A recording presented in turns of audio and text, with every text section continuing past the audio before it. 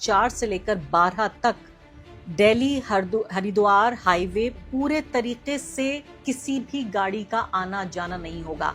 Highway बन गया, लेकिन उस पर आप देखिए धर्म का राजनीतिकरण। लोग मुझसे पूछते हैं, साहब आपके यहाँ यूपी में क्या सड़कों पे सचमुच नमाज नहीं होती? मैं कहता हूं कतई नहीं होती है, आप जाके देख लो, नहीं होती है। अरे सड़कें चलने के लिए है या कोई भी व्यक्ति आकर के चौराहे पे आके तमाशा बना देगा? जो मेरे और आपके टैक्स के पैसे से जो रोड बनाया जाता है, उस पर मुसलमानों को इजाजत नहीं है कि वो हफ्ते में एक बार 15 मिनट के लिए नमाज पढ़ सकें, लेकिन अगस्त यानी 8 से 10 दिन के लिए पूरे तरीके से पूरा हाईवे ब्लॉक हो जाएगा। कांवड़ यात्रा के दौरान मीट की दुकानें और होटलों को बंद करने के निर्देश दिए गए हैं। तमाम तरह से जो हापुड़ और दिल्ली में जो मीट की दुकानें हैं उन पर पूरे तरीके से रोक लगा दी गई है। दिल्ली में भी ऐसा किया गया है। तमाम जो लोग रेस्टोरेंट चलाते हैं उनको भी 26 जुलाई से अगले आदेश आने तक दुकानें बंद करने के निर्देश दिए गए हैं। और इधर आपको ये तस्वीर दिखाना चाहती हूँ, एक तरफ कांवड़ियों के ऊपर फूल हेलीकॉप्टर से हमारे पुलिस के अधिकारी बरसा रहे हैं और दूसरी तरफ उसी पुलिस के अधिकारी, ये देखिए नमाज पढ़ने वाले व्यक्ति पर डंडे बरसाए जा रहे हैं, कैसे जूते से उसको मारा गया। कैसी बेरहम ये सरकार है, कैसा बेरहम इनका कानून है, कितना बेरहम। मैं वही नसीरुद्दीन शाह की बात याद आ रही है जब उन्होंने कहा था कि अनपढ़, जाहिल, बेरहम। मुझे इससे ज्यादा मैं और क्या कहूँ। नमस्कार, द वायर में आपका स्वागत है। मैं हूँ आरफा खानम शेरवानी। सावन का महीना शुरू होने वाला है। आपने देखा है मैंने पीले रंग की साड़ी पहनी हुई है सावन का स्वागत करने के लिए। लेकिन सावन के महीने में एक और स्वागत होता है, वो होता है कांवड़ियों का। सिर्फ कांवड़ियों की आस्था का नहीं, बल्कि उनकी आस्था का राजनीतिकरण। अपनी स्क्रीन पर आप देखिए, फिलहाल एनडीटीवी की एक खबर आप देखेंगे जो बताती है कि अगस्त 4 से लेकर 12 तक दिल्ली हरिद्वार हाईवे पूरे तरीके से किसी भी गाड़ी का आना जाना नहीं होगा। बैन, अंग्रेजी में लिखा है complete vehicle ban on Delhi Haridwar highway during Kanwar यात्रा from August 4 to 12। आपने दुनिया की किसी भी, मैं कहती हूँ कि एक ऐसा भी कोई देश हो जहाँ धर्म आधारित राजनीतिक शास्त्र हो, कोई थियोक्रेसी हो, वहाँ भी इस तरह के कभी आपने फैसले देखे हैं कि 4 से लेकर 12 तक, आप ये सोचिए लगभग 8-9 दिन तक कोई भी इस पूरे हाईवे पर, यानी हाईवे बन गया, लेकिन उस पर आप देखिए धर्म का राजनीतिकरण। एक तरफ ये खबर आप पढ़ रहे हैं और दूसरी तरफ मैं आपको सुनवाना चाहती हूँ योगी आदित्यनाथ का वो बयान जो अब से सिर्फ कुछ दिनों पहले का है। अभी बहुत ज़्यादा साल नहीं गुजरे हैं, कुछ हफ्ते इस बयान को गुजरे हैं। पहले ये सुन लीजिए। लोग मुझसे पूछते हैं, साहब आपके यहाँ यूपी में क्या सड़कों पे सचमुच नमाज नहीं होती? मैं कहता हूं कतई नहीं होती है, आप जाके देख लो, नहीं होती है। अरे सड़कें चलने के लिए है या कोई भी व्यक्ति आकर के चौराहे पे आके तमाशा बना देगा? क्या अधिकार है उसको सड़क रोकने का? आवागमन बाधित करने का कौन सा अधिकार है? जहां उसका स्थल होगा वहां जाके करें। उन लोगों ने मुझसे कहा साहब कैसे होगा, हमारी संख्या ज्यादा है। हमने कहा शिफ्ट में कर लो, नमाज पढ़नी आवश्यक है, आप शिफ्ट में पढ़िए, हम उसको रोकेंगे नहीं, लेकिन सड़क पर नहीं। सड़क चलने के लिए एक आम नागरिक के, एक बीमार व्यक्ति के लिए, एक आम नागरिक के लिए, एक कामगार के लिए, एक कर्मचारी के लिए, एक सामान्य नागरिक के लिए, एक व्यापारी के लिए हम सड़क को बाधित नहीं करने देंगे। जी हाँ, तो कितने मैं कहूँगी ताव के साथ कह रहे हैं, चेहरे पर मुस्कुराहट लाते हुए आदित्यनाथ कि क्या यूपी में सच में सड़कों पर नमाज नहीं होती? लोग मुझसे पूछते हैं, मैं कहता हूँ बिल्कुल नहीं होती। सड़कों पर सड़कें चलने के लिए होती हैं। अगर आप वो कहते हैं हमारी तादाद ज़्यादा है, तो मैं कहता हूँ शिफ्ट में कर लो, तो फिर या फिर अपनी जनसंख्या नियंत्रित कर लो। उसके बाद एक अजीब सी मुस्कुराहट उनके चेहरे पर आती है, एक तरह से खिल्ली उड़ा रहे हैं और ये कहने की कोशिश कर रहे हैं कि मुसलमानों की आबादी ज़्यादा होती है, मुसलमान बच्चे ज़्यादा पैदा करते हैं। वही मिथ, वही झूठ जो हर बार जब जनगणना होती है तब झूठ साबित होता है, फिर उस झूठ को बार बार लाया जाता है। मोदी जी की बात याद आ रही है, झूठ बोलो, बार बार बोलो, बार बार बोलो। तो यहाँ पर ये मुख पर अपने एक अजीब सी मुस्कुराहट ला के तंज करने की, कटाक्ष करने की कोशिश कर रहे हैं कि अगर आबादी ज़्यादा है तो उसे कंट्रोल करो, शिफ्ट में नमाज पढ़ो। ये बताना चाहते हैं कि कितने बेहतरीन एडमिनिस्ट्रेटर हैं, कितने बेहतरीन वो प्रशासक हैं, और वो कह रहे हैं कि सड़क पे अराजकता नहीं होने दी जाएगी और कानून का राज सबके लिए बराबर है, और प्यार से मानोगे तो अच्छी बात है, वरना हमें और भी तरीके आते हैं। रोड जो है वो कामगार के लिए, सामान्य आदमी के लिए, कारोबारी के लिए, सबके लिए बराबर है। बड़ी प्यारी बात कही, मुझे अच्छा लगा। मैंने कहा वाह, देश में कानून का राज है। सड़कें सिर्फ यात्रियों के लिए होंगी, न मजदूरों को परेशानी होगी, न कामगारों को होगी। चलिए ठीक है, थोड़ी बहुत अगर उन्होंने बात मुसलमानों के लिए कह भी दी तो बर्दाश्त कर लेंगे। फिर ये खबर देखिए, आप कह रहे हैं रोड, उसी रोड, उस पब्लिक रोड की बात हो रही है जो मेरे और आपके टैक्स के पैसे से जो रोड बनाया जाता है, उस पर मुसलमानों को इजाज़त नहीं है कि वो हफ्ते में एक बार 15 मिनट के लिए नमाज पढ़ सकें, लेकिन अगस्त यानी 8 से 10 दिन के लिए पूरे तरीके से पूरा हाईवे ब्लॉक हो जाएगा।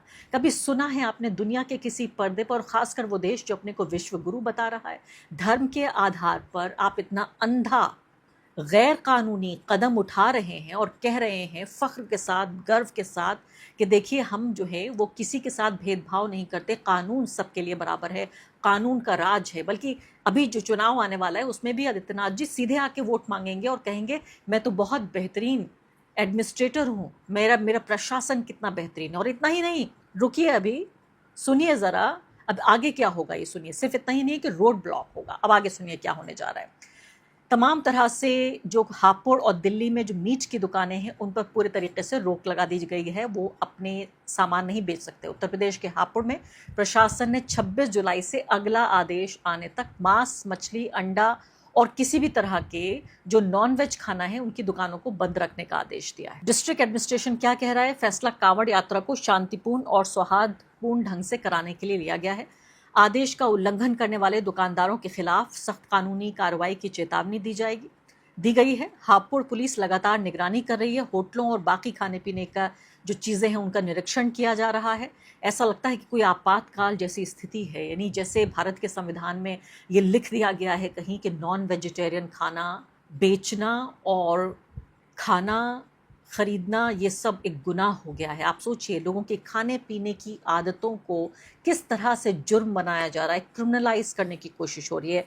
हापुड़ की जिलाधिकारी कविता मीना ने पुष्टि की है कि कांवड़ यात्रा के दौरान मीट की दुकानें और होटलों को बंद करने के निर्देश दिए गए हैं और कांवड़ यात्रा मार्ग और कांवड़ शिविरों के आसपास मांस, मछली और कोई भी नॉनवेज पदार्थों की बिक्री पर रोक लगा दी गई है। दिल्ली में भी ऐसा किया गया है। तमाम जो लोग रेस्टोरेंट चलाते हैं उनको भी 26 जुलाई से अगले आदेश आने तक दुकानें बंद करने के निर्देश दिए गए हैं। एमसीडी ने क्या कहा है? जी हाँ, एमसीडी कह रही है कि सभी 12 जोन को यात्रा मार्ग और कांवड़ शिविरों के आसपास जो अनऑथराइज मीट की दुकानें हैं बंद करने का और लाइसेंस की शर्तों का उल्लंघन करने वाली दुकानों को कार्रवाई इनके ऊपर की जाएगी। अब यहाँ सवाल ये पैदा होता है, तमाम तरह से आप देखिए कि पूरे एडमिनिस्ट्रेशन को, पूरे प्रशासन को किस तरह से कांवड़ जो लोग लेकर जा रहे हैं उनकी सेवा में लगाया गया है। चलिए इतना भी बर्दाश्त कर लेते कि आप लगा लीजिए, आप डिस्क्रिमिनेशन कर लीजिए, भेदभाव कर लीजिए, आप एक धर्म की जो सर्वोच्चता है, सुप्रीमेसी है, उसको स्थापित कर लीजिए,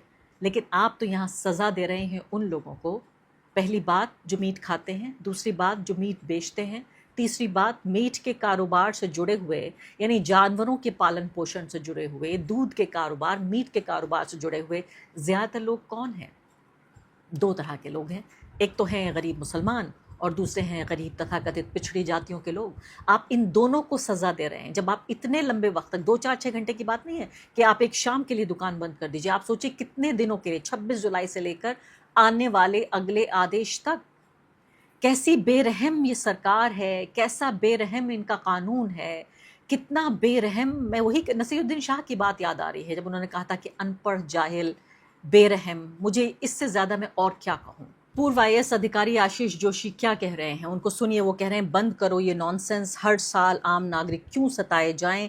एम्बुलेंस, मरीज, दिहाड़ी मजदूर, ये ज़रूरी काम ले जाने वाले ट्रक, छात्र परिवार सब 8-9 दिन के लिए बंधक बनाए जा रहे हैं, जबकि एक बड़ा नेशनल हाईवे निजी गलियारा बन जाता है, यानी कि एक तरह से एक प्राइवेट उसको पूरा जगह बना दी गई है। सार्वजनिक सड़कें ऐसे कैसे बंद की जा सकती हैं? सुप्रीम कोर्ट साफ कह चुका है आप सारी सड़कें ब्लॉक नहीं कर सकते, इसका धर्म से कोई लेना देना नहीं है।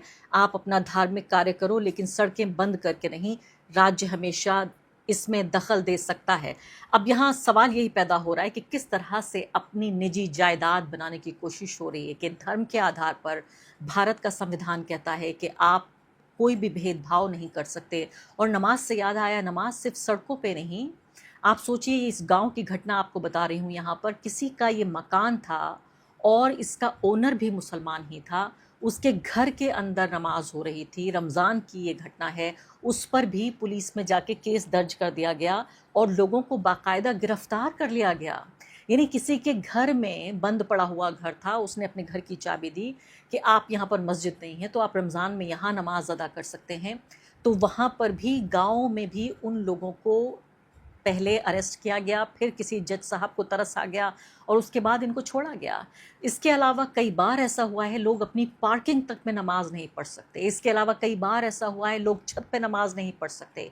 कई बार ऐसा देखा गया है लोग ट्रेन में नहीं पढ़ सकते, बस में नहीं पढ़ सकते, मेट्रो स्टेशन के बाहर नहीं पढ़ सकते, कोने में नहीं पढ़ सकते, चौराहे पे नहीं पढ़ सकते, बंद में नहीं पढ़ सकते, खुले में नहीं पढ़ सकते।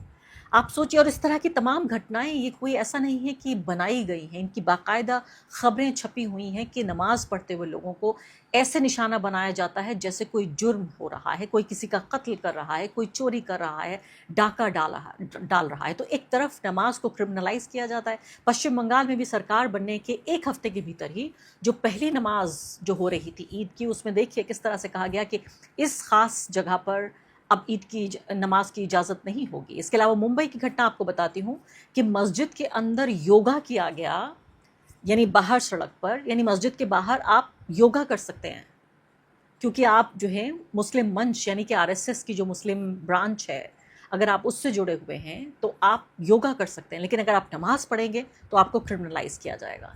किस तरह का ये स्टेट बनाने की इजाज़त हो रही है। मैंने इस पर ट्वीट किया और कहा कि क्या नमाज भी पढ़ सकते हैं?